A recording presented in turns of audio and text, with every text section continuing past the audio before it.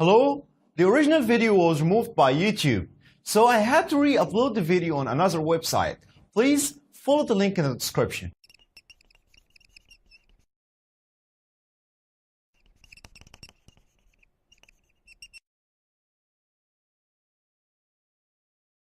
Hypoglycemia, or low blood sugar, is the most common and one of the most feared complications of diabetes treatment.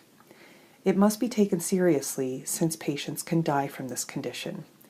Having an episode of severe hypoglycemia raises the risk of mortality over the next 12 months by about 65%. Hypoglycemia is often triggered when patients with uncontrolled diabetes try to achieve tight control. You must think of hypoglycemia in a diabetes patient who presents with signs and symptoms of epinephrine release, like shakiness, anxiety, tremor, palpitations, and sweating. Usually patients with neuroglycopenia, or low brain blood sugar, have confusion, seizures, and coma. This is the difference between brain low blood sugar and body low blood sugar. Also, severe hypoglycemia, quote unquote, is defined as needing the help of another person to normalize the glucose.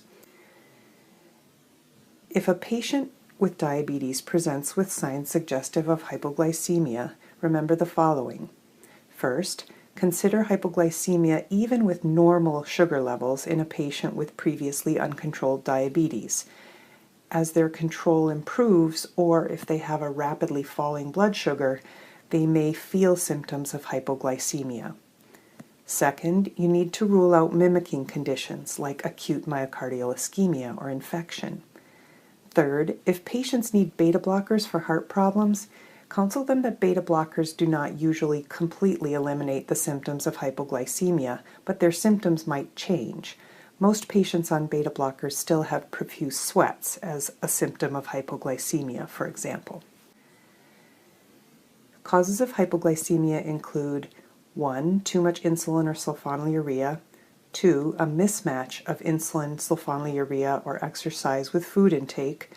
3. Continuing to take diabetes medicines when patients aren't eating and they have nausea, vomiting, or diarrhea. And 4. When patients develop decreased renal clearance of insulin or sulfonylureas. Most patients with mild or moderate hypoglycemia can self-treat with oral glucose like jelly beans, but hospitalization is often required for severe hypoglycemia since, by definition, the patient needs the help of another person to return their glucose to normal. Finally, remember to continue basal insulin in patients with type 1 diabetes, even if they have low blood sugar.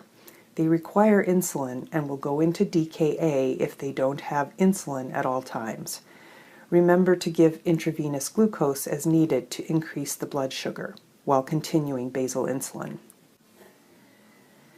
Last, the key to lowering the risk of further episodes of hypoglycemia include a detailed understanding of the timing of the patient's medications, for example, their insulin, onset, peak, and duration, and matching that to what they eat and when they exercise. Frequent blood sugar monitoring is critical to avoiding hypoglycemia.